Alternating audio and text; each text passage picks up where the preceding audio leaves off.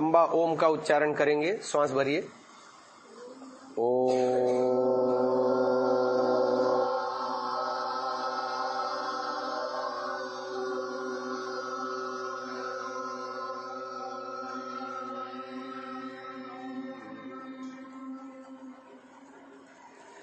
तो हमने मनसा परिक्रमा मंत्रों के विषय में सुना।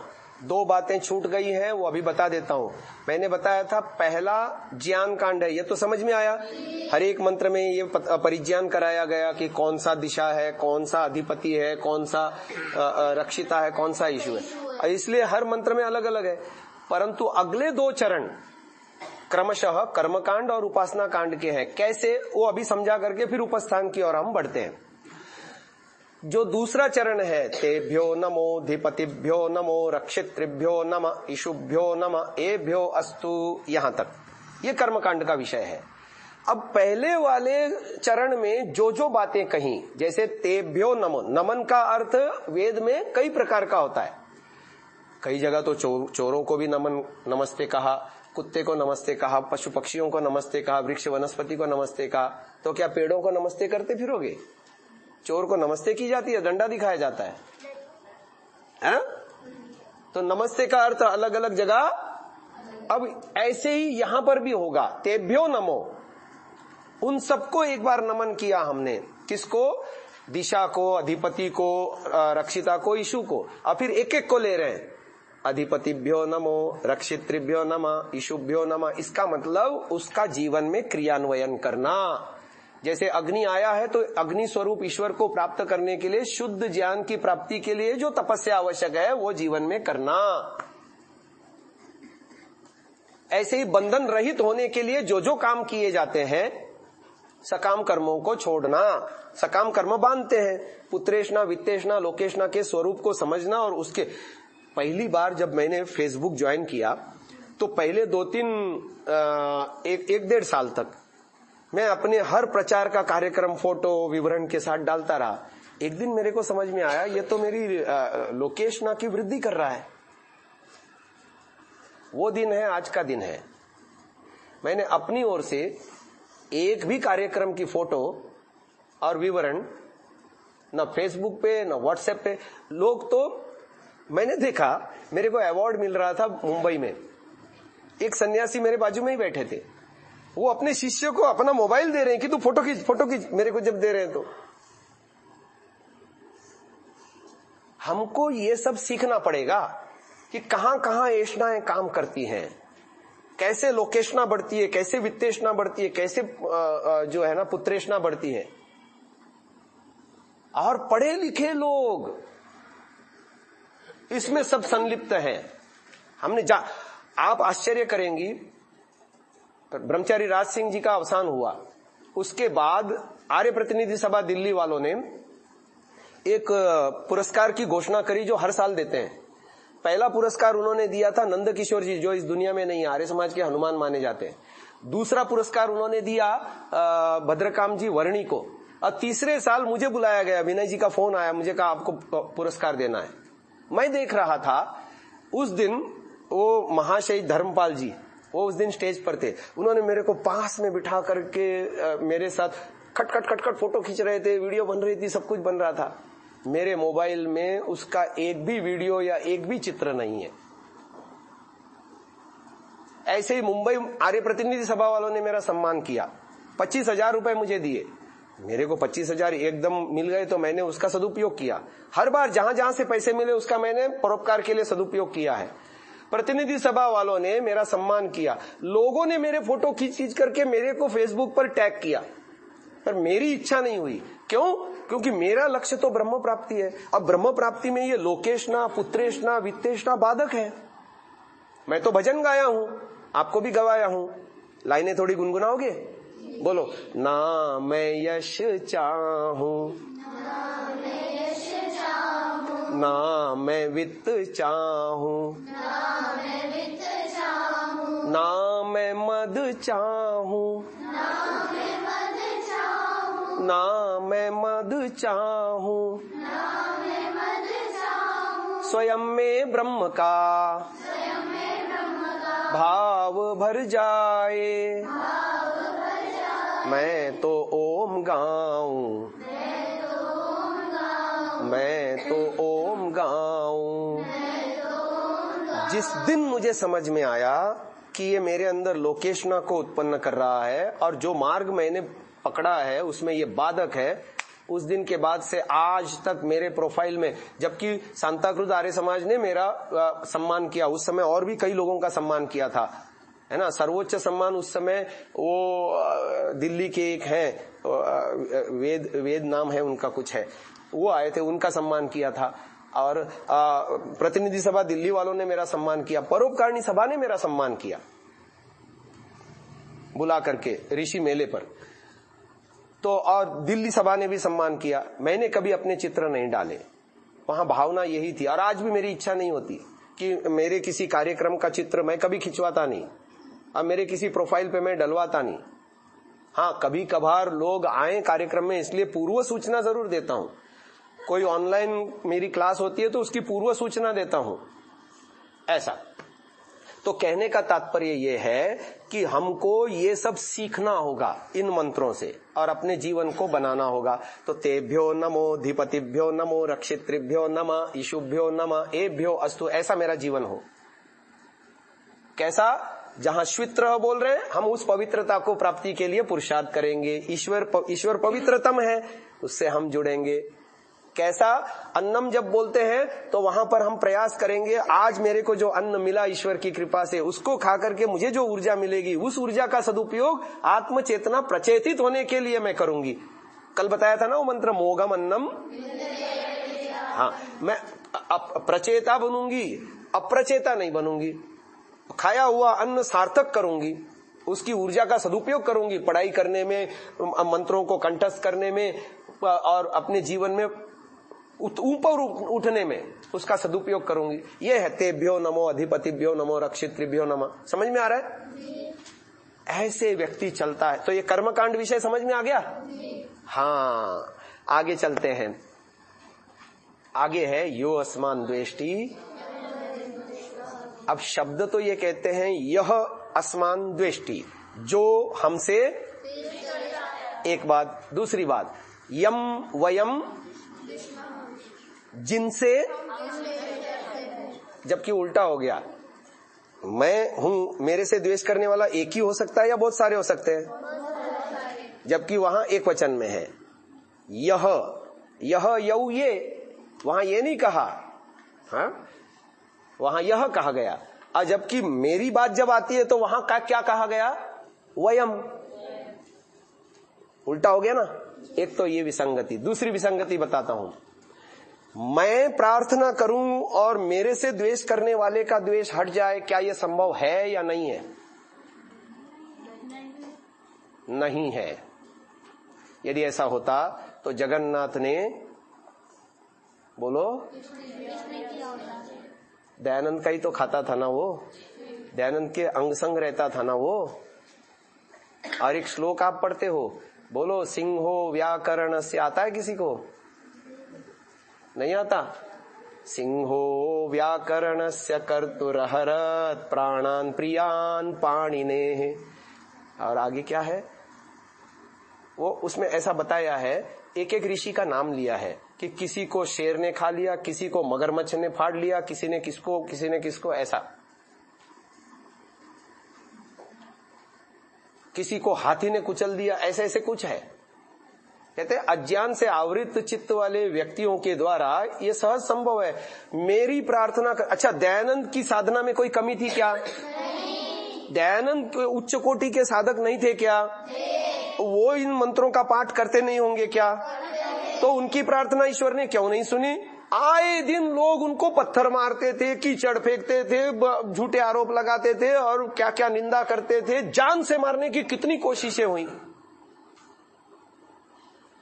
तो ये तो उसका अर्थ नहीं हो सकता, यो अस्मान द्वेष्टि यम। और वेदों में एक भी प्रार्थना निरर्थ नहीं है। मैंने इस पर चिंतन किया, इसका अर्थ क्या हो सकता है बताऊं?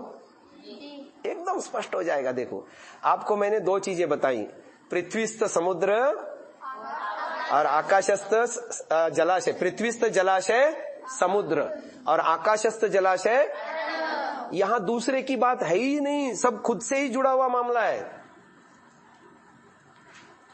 पहले द्वेष को समझो, द्वेष क्या है। राग और द्वेष के विषय में 2 सूत्र बनाए पतंजलि ने, बोलो। सुखानुशयी रागः, दुखानुशयी द्वेषः। सुखे तत्साधने वा, है ना, यह लोभः गर्दः तृष्णा वगैरह लिखा है, वहां शब्द लिखे हैं सर, रागः। और द्वेष के उसमें व्यास जी लिखते हैं दुखानुभूति, ऐसा कुछ है, दुखे तत्साधने वा, दुखानुस्मृति पूर्व, हाँ याद आया मुझे, दुखानुस्मृति पूर्व दुखे तत्साधने वा यह जिघांसा मन्यु क्रोध, और एक शब्द है, 4 शब्द है, प्रतिगह, हाँ, यह प्रतिगह जिघांसा मन्यु क्रोध सद्वेषः। किसी से हम दुख ले लेते हैं, दुख ले लेने के पश्चात दुख की स्मृति पूर्वक जब हम उसको सोचते हैं तो प्रतिकार करने की भावना, उसको मारने की भावना, उससे बदला लेने की भावना, मन में क्षोभ, टेंशन, ये द्वेष है। द्वेषज कर्मा से इसको बोलते हैं। अब द्वेषज कर्मा से समझ में आया? अब इसको समझो। कल मैंने एक उदाहरण दिया था आपको समुद्र और अर्णव को समझाते हुए, और उसकी भिन्नता भी बताई थी। इस जन्म में जिन जिन से हमारी खटपट हुई है और हम दुखी हुए हैं, उससे हमारा द्वेषज कर्मा से अंदर बना, बराबर। अब वो द्वेषज कर्मा से जो है उसकी हम ताउम्र वीडियो फिल्म देख सकते हैं कि नहीं देख सकते? किसी ने हमको डंडा मारा था, सर फट गया था, टांके लगे थे, बड़े दुखी हुए थे, बेड रेस्ट करनी पड़ी थी, या किसी ने हमारी टांग तोड़ दी थी, या किसी ने हमको गाली दी थी और हम बड़े दुखी हुए थे, सबके सामने हम पे झूठा आरोप लगाया था, हम बड़े दुखी हुए थे, तो द्वेषज कर्मा से बन गया कि नहीं बन गया? और इस घटना का पूरा ब्यौरा जब चाहे तब हम, वीडियो फिल्म आती है कि नहीं आती? ऐसे ही पिछले जन्मों में से भी तो लेके आए हैं हम बीज द्वेषज कर्मा से के, क्योंकि पिछले जन्मों में भी हमने दुख भोगा है या नहीं भोगा, और उसके बीज रूप में संस्कार अभी है, वो अर्णव में बीज रूप में लेके आया है। अब देखो फिर से मंत्र बोलो, यो अस्मान द्वेष्टि, जो पीछे से संस्कार आया और मुझे इस जन्म में द्वेष करने के लिए धक्का मार रहा है या दुख लेने की प्रवृत्ति को जगा रहा है, यो अस्मान द्वेष्टि। और यम वयम दुष्मः, वीडियो फिल्म जिसकी बन सकती, इस जन्म में जिन जिन की स्मृति है मेरे दिमाग में कि जिन्होंने मुझे दुख दिया है, तम वो जम्बे। समझ में आई बात? मेरे प्रार्थना करने से सामने वाले के द्वेष हटेंगे?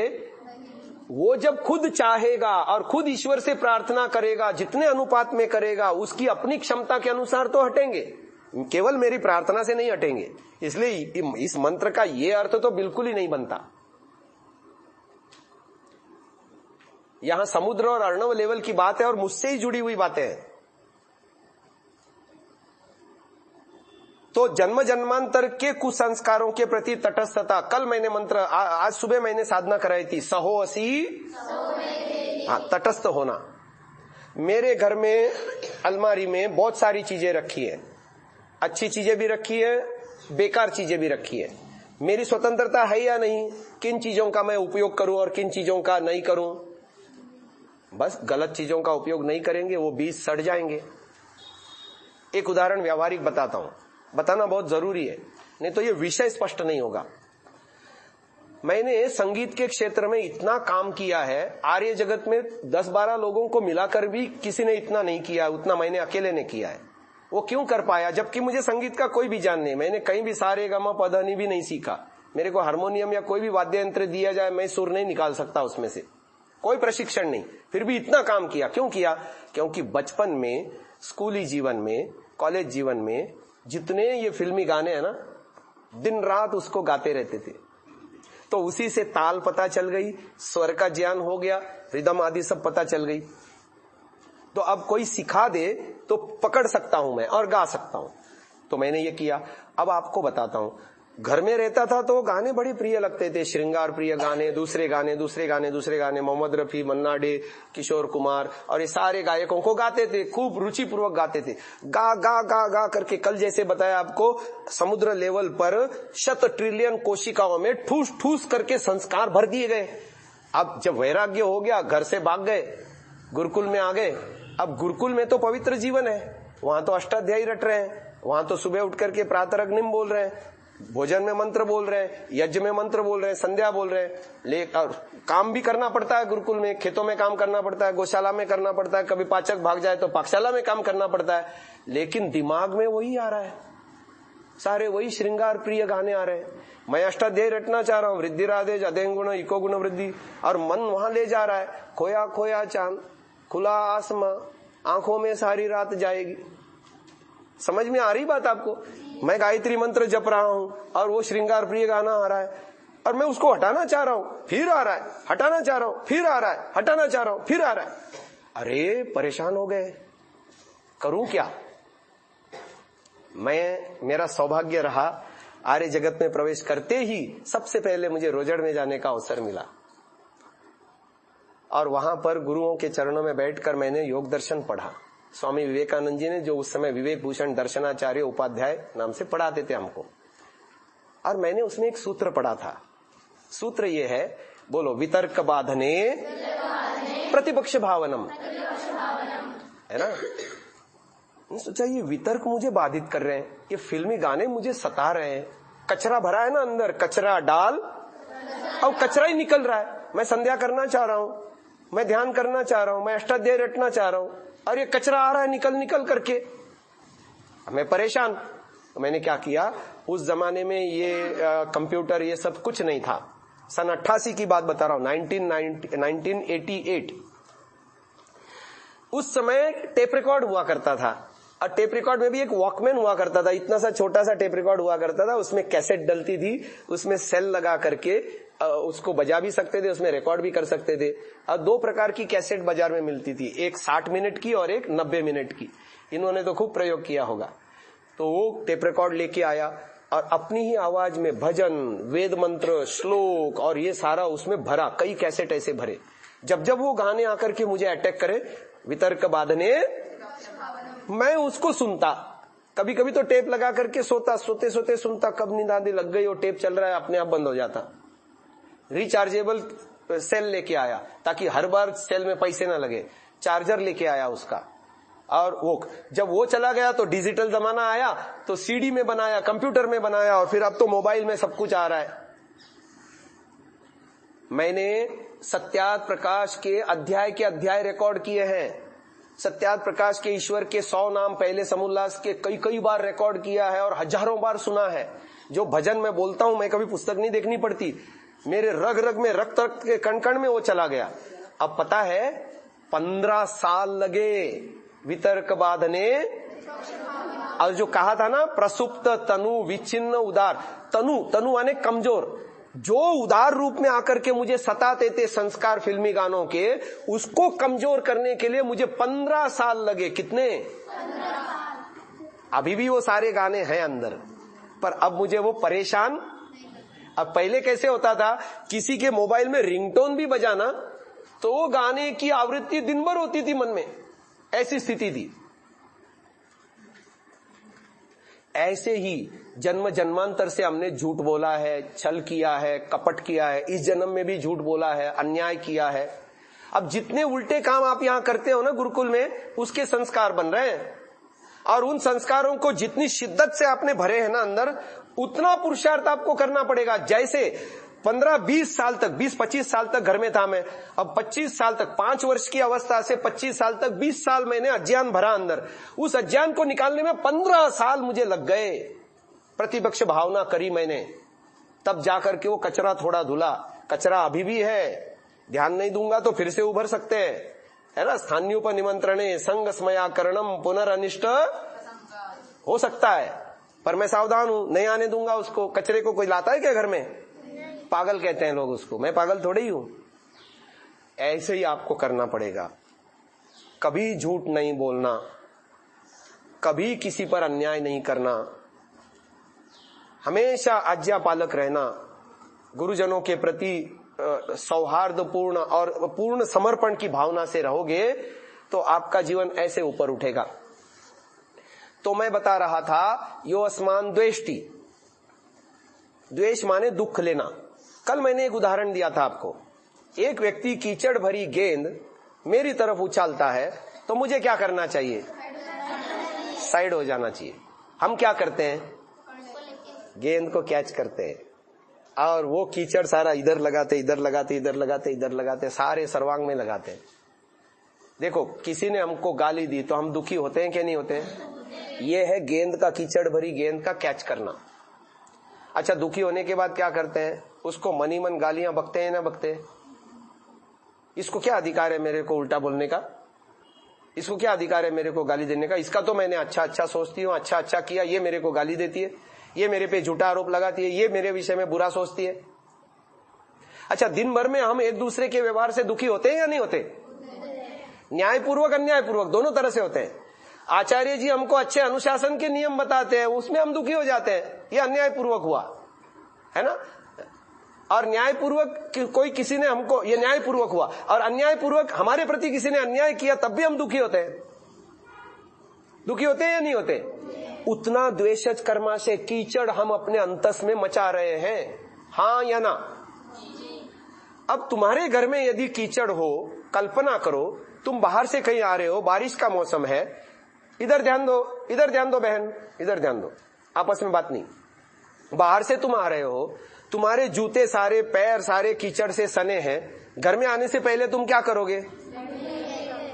या वही पैर लेके आओगे और उसी पैर से बेडरूम में जाकर के बेड पे भी चढ़ोगे, ड्राइंग रूम में जाकर के वहां जितने भी सामान रखे हैं सब पे पांव के ऐसे ऐसे ऐसे ऐसे छाप मारोगे? पैर धुलेंगे फिर अंदर जाएंगे। तो हम ऐसा क्यों नहीं करते? जब रात को सोने से पहले दिन भर जिन जिन से दुख लिया उनको माफ क्यों नहीं करते? हमको किसी ने बताया ही नहीं, सिखाया ही नहीं। अच्छा, मेरे को एक उदाहरण बताओ दयानंद के जीवन का। एक उदाहरण बताओ दयानंद के जीवन का कि उन्होंने किसी भी घटना में उनके ऊपर अन्याय करने वाले के प्रति प्रतिशोध किया हो, या माफ किया उन्होंने हमेशा? हर बार हर बार।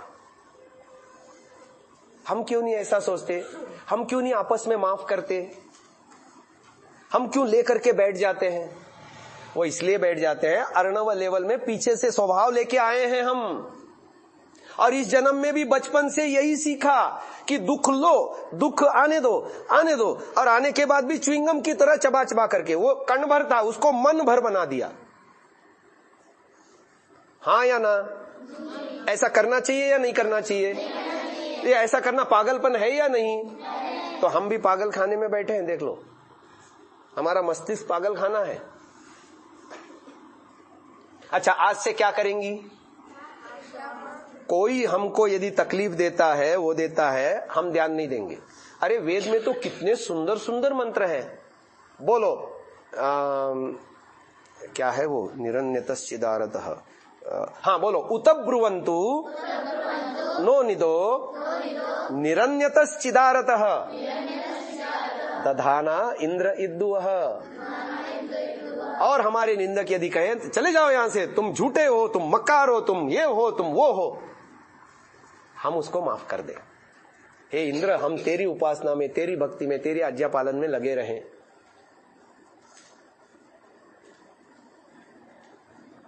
अब देखो, जीवन में आगे बढ़ना है तो क्षमा करना सीखो, जीवन में आगे बढ़ना है तो कृतज्ञ रहना सीखो। ये दो काम यदि आप करेंगे, आपकी तीव्र गति से उन्नति होगी।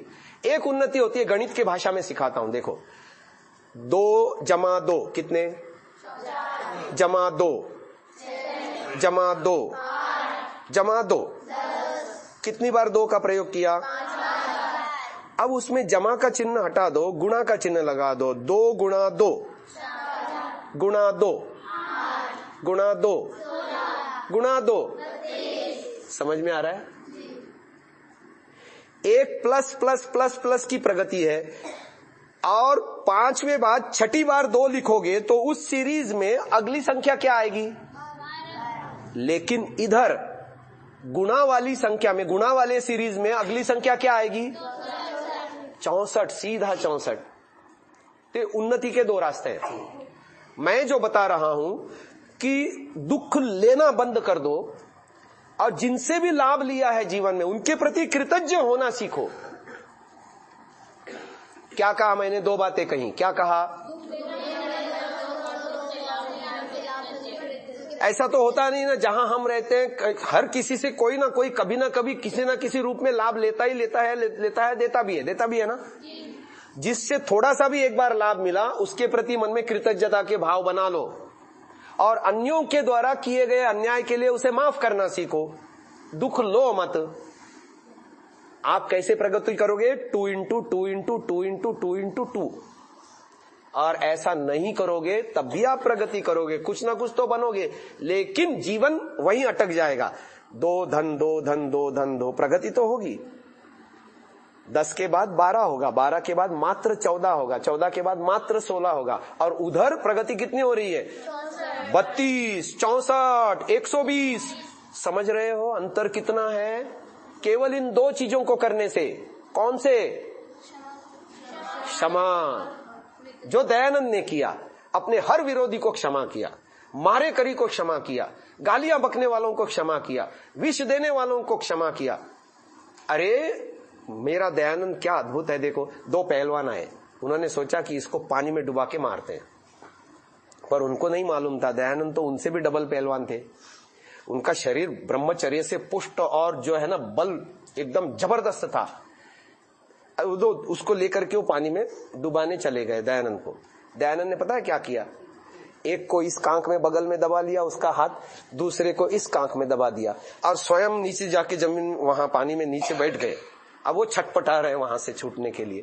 उनका थोड़ी प्राणायाम का अभ्यास था उन पहलवानों का, और इनका तो बड़ा प्राणायाम का अभ्यास था, वो छूट नहीं पा रहे। अरे वो तो दया और आनंद का संगम थे। देखा कि ये अब मर सकते हैं, दया कर दी, छोड़ दिया उनको। राव कर्ण सिंह आया, उसकी तलवार तोड़ दी और सीधा कह दिया तेरे गुरु को रंगाचार्य को बुला के ला, शास्त्रार्थ करना है तो चाहूं तो तुझे इसी तलवार से मार सकता हूं, पर वो नहीं करूंगा मैं, वो मेरा धर्म नहीं है सन्यासी का, है ना। जीवन के किसी भी उनके प्रसंग को देखो, हर कहीं क्षमा, हर कहीं दया, हर कहीं करुणा। और हम छोटी छोटी बात पे उद्विग्न हो जाते हैं, छोटी छोटी बात का बदला लेना चाहते हैं। अच्छा अब मेरी बारी आने दो, फिर देखती हूं तुझे। ऐसा होता है कि नहीं होता है? आपस में करते हैं कि नहीं करते? अब बस ये हमारा स्तर घटिया है, बहुत घटिया है। उन्नति तो हम भी करेंगे, कुछ ना कुछ तो बन के ही जाएंगे। गुरुकुल में आए हैं तो कुछ ना कुछ तो सीख के जाएंगी, पर हमारी प्रगति 2 जमा 2 जमा 2 जमा 2 जमा की होगी। अब हमारे ऊपर है हम क्या बनना चाहते हैं। समझ में आ रही? तो ये विषय यहां पर हम समाप्त करते हैं। यो अस्मान द्वेष्टि यम वयम दुष्ट। अब देखो ध्यान के समय में यही विक्षेप आते हैं और उपासना योग में हमको बढ़ने नहीं देते, और ये यदि छूट गया तो आनंद ही आनंद है। अब हम उपस्थान के विषय में थोड़ी सी बात बता करके फिर आपका एक सत्र हम चाहेंगे प्रतिभाव का। आप में से आएंगी एक एक यहां, और यहां आपने क्या सीखा, क्या आपके जीवन में परिवर्तन आया, और कौन सी बात आपको विशेष अच्छी लगी, और उससे आप प्रेरणा लेकर के क्या व्रत ले रही हैं जीवन में अपने अंदर के बदलाव का, वो यहां अभिव्यक्त करना है। ठीक है, बारी बारी से। तो चलिए, उपस्थान मंत्र तो छूट ही गए समझ लो, फिर कभी आऊंगा तो उसका चर्चा करूंगा। ठीक है, मैंने तो पहले ही कहा था, गारंटी नहीं ली थी कि मैं सिलेबस पूरा करूंगा ही। और अभी 15 दिन यहां हूं, बीच में आऊंगा तो आपको करा भी दूंगा, 1 आध घंटा आ जाऊंगा और सिखा दूंगा।